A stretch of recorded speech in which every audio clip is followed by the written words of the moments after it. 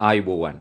අද අපි සිව්දෙසින් කතා කරන්න බලාපොරොත්තු වෙන්නේ මේ යුක්‍රේන යුද්ධය සම්පූර්ණ වෙනතකට යොමු කළ රුසියානු බලකායක් ගැන. මේ රුසියානු බලකාය ඉදිරි ආරක්ෂවලේ යුද්ධ කරන හමුදා බලඇණියක් නෙමෙයි. ඔවුන් පසුපස කලාපයේ සිට ඉදිරි ආරක්ෂවලල්ලේ සෙබළුන්ට ඉදිරියට යන්න, ඒ වගේම යුක්‍රේන සෙබළු දැඩි අපහසුතාවයට පත් කරන ඩ්‍රෝන බලකායක්. මේ නමින් රූබිකොන්. අද කතාව රූබිකොන් ගැන. මේ රූබිකොන් ගැන මාතෘකාව කරලියට එන්නේ ඇමරිකාවේ CNN නාලිකාව මේ ගැන හෙළිදරව්වක් කරනවා. ඉතින් අද අපි කතා කරමු කවුද මේ රූබිකොන්?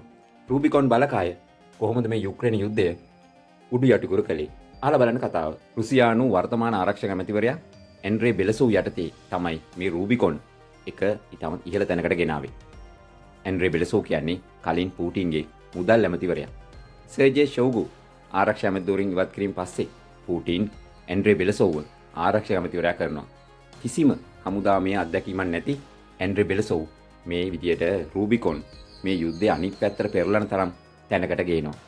රූබිකොන් මුලින්ම ආරම්භ වෙන්නේ ලැබ් එකක් විදියට. ඒ කියන්නේ රුසියානු ඩ්‍රෝන නිපදවීම, අත්හදා බැලීම ආදී කරුණු සඳහා මොස්කව් නගරයේ මේ ස්ථානයේ පිහිටවනවා. නමුත් ඇන්ඩ්‍රේ බෙලසෝව් යටතේ මේ රූබිකොන් බලකාය ඉතාමත් ප්‍රබල හමුදා ඒකකයක් බවට පත් කරනවා. යුක්‍රේන යුද්ධය ආරම්භ වන මොහොත සහ මුල් අදියරේදී රුසියාව ඩ්‍රෝන තාක්ෂණ අතින් හිටියේ ඉතාමත් පහළ තැනක. ඒ වන විටත් ඇමරිකානු ඩ්‍රෝන, ඊශ්‍රායල් ඩ්‍රෝන, ඉරාන ඩ්‍රෝන, තුර්කි ඩ්‍රෝන, ඒ වගේම චීන ඩ්‍රෝන ඔවුන් ඩ්‍රෝන තාක්ෂණ අතින් ඉතාමත් ඉදිරියෙන් සිටියා. යුක්‍රේනට මේ රටවල් වලින් ඩ්‍රෝන ලැබුණා. ඉතින් ඒ නිසාම යුක්‍රේනයේ මුල් අදියරේදී රුසියානට විශාල හානියක් සිද්ධ වුණා. ඒ වගේම රුසියානුවන්ට යුක්‍රේන ප්‍රහාර එල්ල කරන්න තරම් Taman ගාව ඩ්‍රෝන තිබුණේ නැහැ. ඕලාන් 10, ඔරියන් වැනි ඩ්‍රෝන කිහිපයක් විතරයි වුන් සතුව තිබුණේ. නමුත් ඒවත් කොම්බැට් එක්ස්පීරියන්ස් තිබුණේ නැහැ. නමුත් තුර්කි බයිරැක්ටර් TB ඩ්‍රෝන් යුක්‍රේනයේ තා විශාල ලෙස රුසියානු හමුදාවන්ගේ යුද්ධ ටැංකි වලට එරෙහිව යොදාගත්තා. හැබැයි රුසියානුවන් මේකෙන් පාඩම් ඉගෙන ගත්තා. රුසියානු මුලින්ම කළේ ඊරානයෙන් ෂාහෙඩ් 136 වගේ ඩ්‍රෝන ගෙන්න ගත්ත එක. මේවා ඉතාමත් හොර රහසේ ගෙන්වාගෙන ඔවුන් ක්‍රමයෙන් පටන් ගත්තා මේ ඩ්‍රෝන යුද්ධයකට. රුසියානුවන් මේ ෂාහෙඩ් 136 ඩ්‍රෝන දැන් තමන්ගේම ඩ්‍රෝන බවට පත් කරන් තිබෙනවා. ඔවුන් මේ ඩ්‍රෝන ජෙරාන් 2 නමින් තමන්ගේම රටේ නිපදවනවා.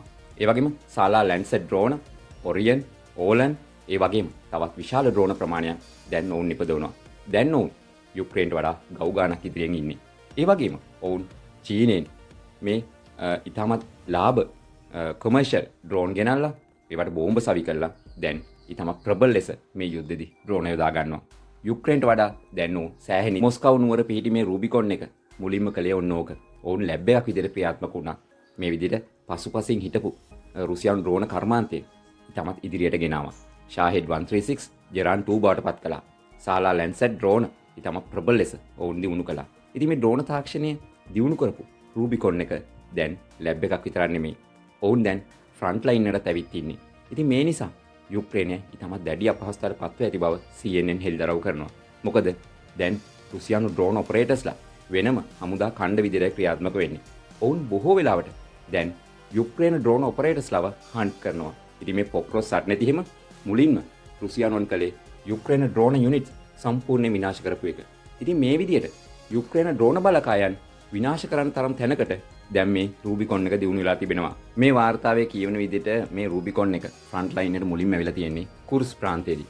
යුක්‍රේනයේ කුර්ස් ප්‍රාන්තය ආක්‍රමණය කළා. නමුත් රූබිකොන් බලකාය තමන්ගේ ඩ්‍රෝන යුනිට් යොදාගෙන මේ කුර්ස් ප්‍රාන්තයේ තිබුණු යුක්‍රේන ඩ්‍රෝන ඔපරේටර්ස්ලා සම්පූර්ණයෙන් විනාශ කරලා ඔවුන්ගේ සප්ලයි රූට්ස් කපපු බව එහි කමාන්ඩර් කෙනෙක් පවසලා තිබෙනවා. මුලදී කුර්ස් ප්‍රාන්තයේ වැඩි බලයක් තියාගෙන හිටපු යුක්‍රේන ඩ්‍රෝන බලකාය සම්පූර්ණ විනාශ කරන තරම් රුසියානු ඩ්‍රෝන බලකාය එකපාරම දියුණුනේ මේ රූබිකොන් කියලා නිසා කියලා යුක්‍රේන දැනගෙන ඉඳලා නැහැ.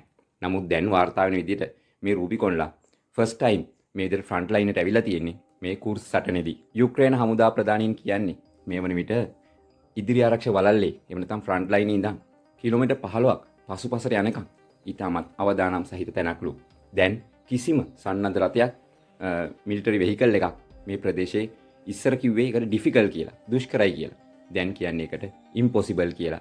ඒ කියන්නේ ඩිෆිකල්ට් ටු ඉම්පොසිබල් තැන දක්වා ගේන්න මේ රූබිකොන් සමත් වෙලා තියෙනවා. ඒ කියන්නේ ඇත්තටම කිලෝමීටර් 15ක් තරම් කලාපේ පයින් නැවිදීමටවත් බැරි තැනට මේ රුසියානු ඩ්‍රෝන බලකායන් දියුණු වෙලා කියලා ඔවුන් කියනවා. රූබිකොන්ලා බොහෝ වෙලාවට කරන්නේ මේ සප්ලයි රූට්ස් කපන එක. මේ පොක්රොස් නගරයම ගත්තම් දැනට යුක්‍රේන හමුදාවන්ට සප්ලයි රූට්ස් නැහැ.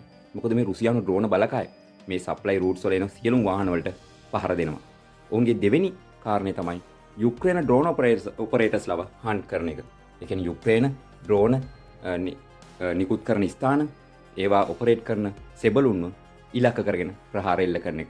ඉතින් මේ විදිහට රූබිකොන් නිසා දැන් යුක්‍රේන ඩ්‍රෝන බලකායන් ඉතාමත් දැඩි අපහසුතාවයට පත් වෙලා කියලා යුක්‍රේන කමාන්ඩර්ස්ලා කියනවා. රූබිකොන් ගැන මේ විදිහට CNN එක විශාල හෙළිදරව්වක් කරනවා. ඉතින් ඔබත් ගිහින් මේ CNN වාර්තා බලන්න. මේ රුසියානු ආරක්ෂක ඇමතිවරයා විසින් දියුණු කරන ලද මේ යුනිට් එක දැන් මේ යුක්‍රේන යුද්ධය සම්පූර්ණයෙන්ම අනික් පැත්ත පෙරලා කියලා තමයි CNN එක කියන්නේ. ඉතින් රුසියානුන් මේ විදියට සෑම තමන්ගේ හමුදායි උපක්‍රමයක්ම වෙනස් කර බව පේන්න තියෙනවා. ඔවුන් යුද්ධ ටැංකියේ සිට මෝටර් සයිකලේ දක්වා ඔවුන්ගේ ටැක්ටික්ස් වෙනස් කළා. ඉතින් ඩ්‍රෝනත් කිසිම ඩ්‍රෝනයක් නැතුව හිටපු රුසියානුවන් අද වෙනකොට ෆයිබර් ඔප්ටික් ඩ්‍රෝන් වලින් තමයි සටන් කරන්නේ. ඉතින් මේ රූබිකොන්ලා සොයාගත්ත විශාලතම සොයාගෙන තමයි මේ ෆයිබර් ඔප්ටික් කේබල්ස් යොදාගෙන ඩ්‍රෝන නිපදවීම.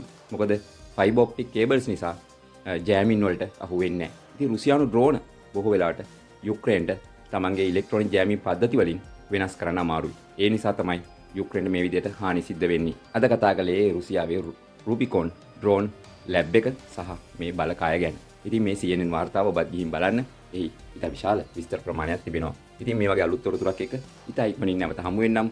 අදට සමුගන්නම්. ඔබට සුබ දවසක්.